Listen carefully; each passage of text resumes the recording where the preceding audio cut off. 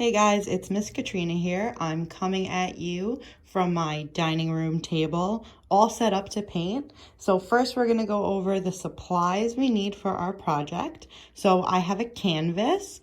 I have a normal canvas, but you're more than welcome to use a flat one. You can get them online. They're way cheaper flat. I also have an easel for demonstration purposes, but you are more than welcome to paint flat. Underneath, I have some newspapers, which you may or may not have in your house. Scrap paper or an old towel will do just to collect any paint that happens to drip. I have a palette.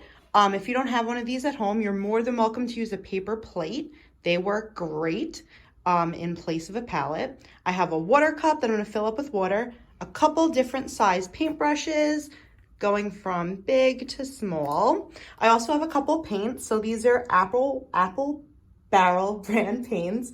I got them at Michael's, but you can also get them on Amazon. I have white, black. I have a dark cobalt blue.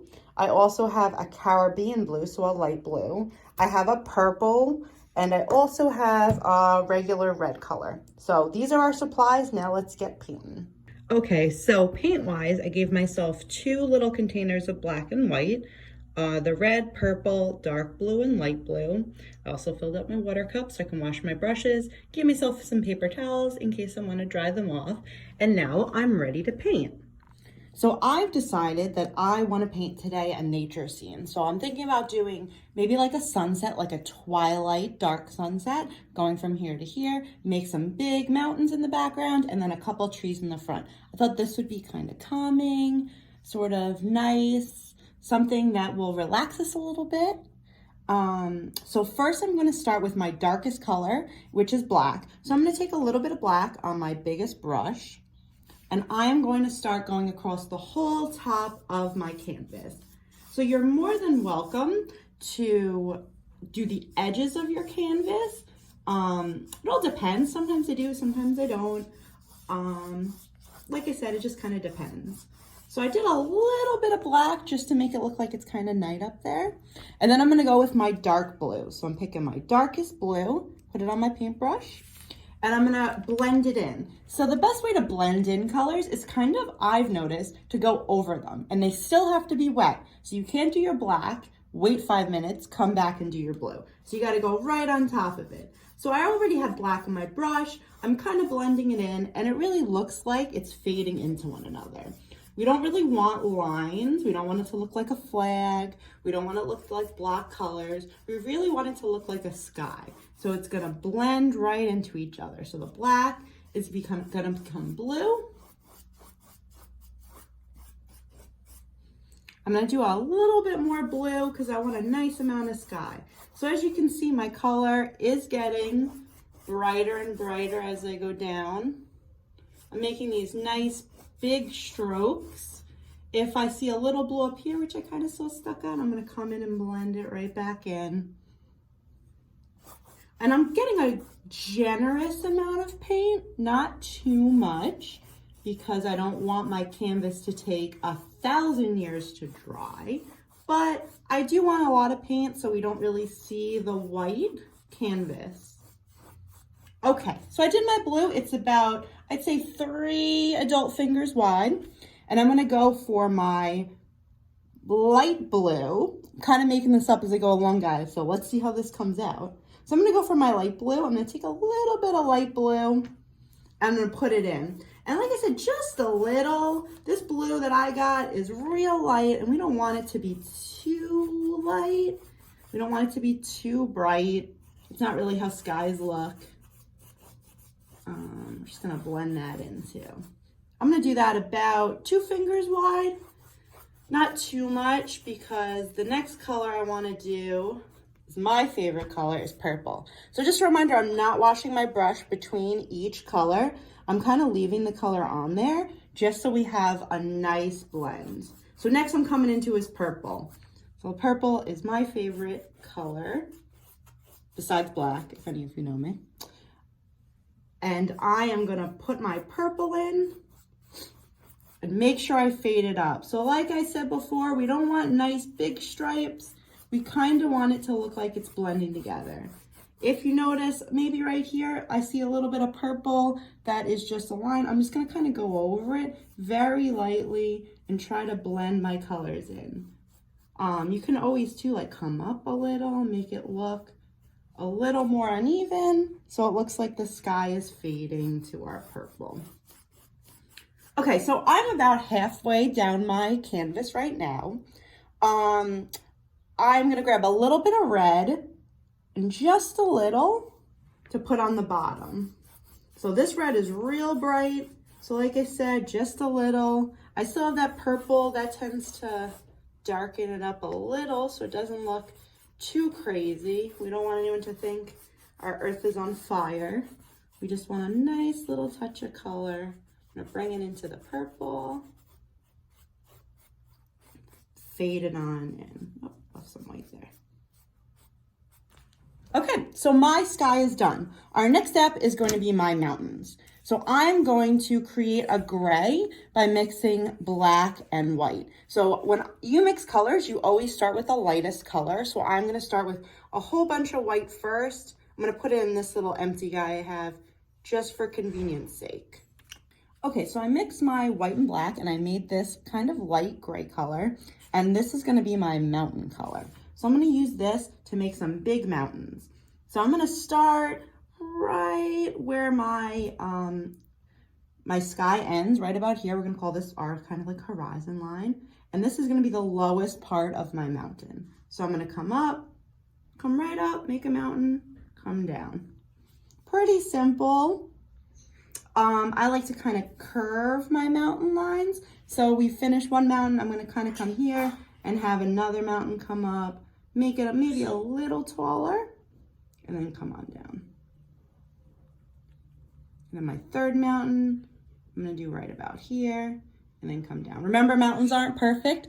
Nothing in nature is perfect, so we don't have to be perfect. Once I'm done, I'm gonna fill in my mountains with my gray color.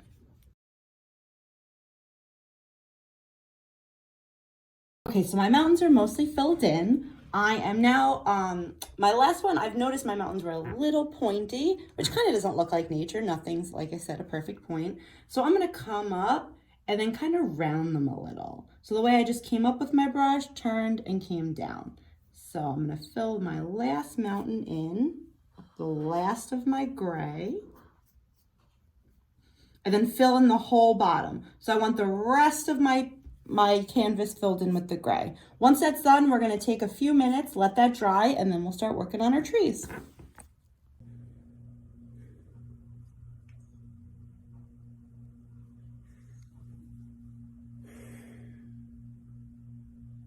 Okay, so I've waited some time and now I am going to test my gray to make sure it's dry. So you can just kind of lightly touch it just to make sure, and it's dry. So we're ready to go. I am going to take one of my medium brushes. So I'm taking this guy right here. And I'm going to take some black, just a little bit. And I'm going to kind of make sure my paintbrush has a point. So we want like this nice little point, nice and sharp. And I'm going to start by making my trees. So I've decided that I kind of want a tree right in this area right here, like a nice big guy, right? So I'm going to start my line right about here and draw a line all the way down. Now remember, our lines do not have to be perfect. Like I said, nothing in nature is perfect. We aren't perfect. So we're going to have a nice little scraggly line. Now to make our trees, we are going to take, let me move this guy a little. We're going to take our paintbrush and we're going to very slowly make little lines. So I'm going to push my paintbrush down and back and forth. And I'm going to start, as you can see, real small, and then I'm going to fan out and get bigger. So as my tree goes, it's going to get wider. So if you look at trees outside, trees are always bigger on bottom and smaller on top. So I'm going to work my way down, having a generous amount of paint, and bring my tree all the way down. So once I go off the side, I'm just going to kind of go up to the edge, and that's kind of it. So remember, my trees are nice and big. They're going to fill in this whole section. And again, they don't have to be perfect. They don't have to be amazing. Whatever you make is what you make. I'm channeling my inner Bob Ross today, guys. So I'm gonna keep going in and filling in all my trees, making sure that they are bigger on the bottom than at the top. I'm gonna go all the way to my bottom of my canvas so I have a nice filled in tree.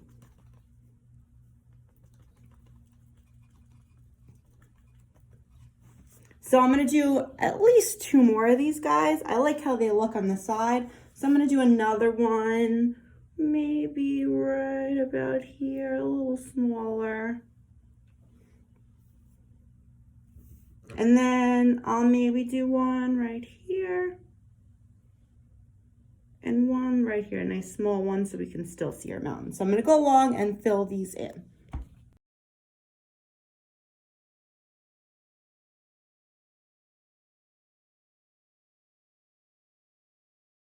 Okay, so my trees are all done. I've kind of used them to cover the front, so we didn't have to do anything in the background. And while I was painting these trees, I've kind of had an idea that maybe this is a snowy mountain. So I've decided that we want to make this a little winter scene.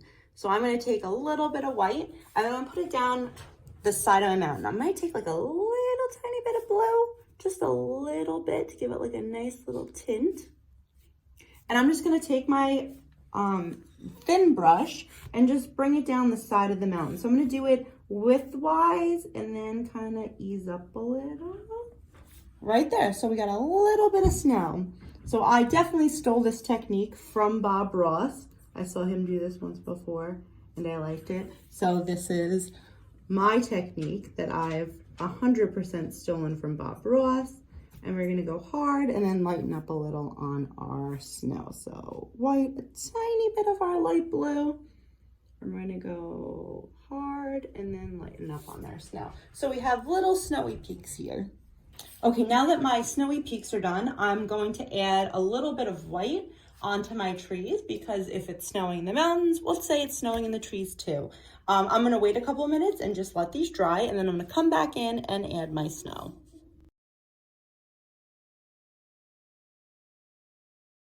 Okay, so I gave my trees some time to dry and I'm gonna go back in and do pretty much what I did before with the trees, but with a smaller brush. So I'm gonna take some white, so I have some white on my brush. Not too much, we don't wanna have big blobs of white. I'm just gonna go back over my trees. So very lightly, not too much, not too hard. I'm gonna go right back over just so we can see that we have some snow on them. So right here I have a little too much. I'm just gonna go over it, just kind of blob over. Come back down and fill in the rest of my tree with my snow. It's okay if we have a little bit more in some spots or it's a little darker, just because trees oftentimes will have more snow in other sections or heavier snow on a branch. And this will definitely give our trees way more depth so they don't just look like big black blobs like they kind of did before.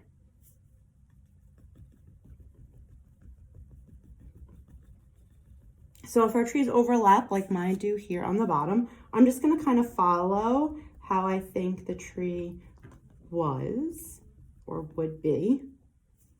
So then when I go over the second time, then we still have kind of the shape of the tree. Fill in my bottom, and then I'm going to do this with the rest of my trees.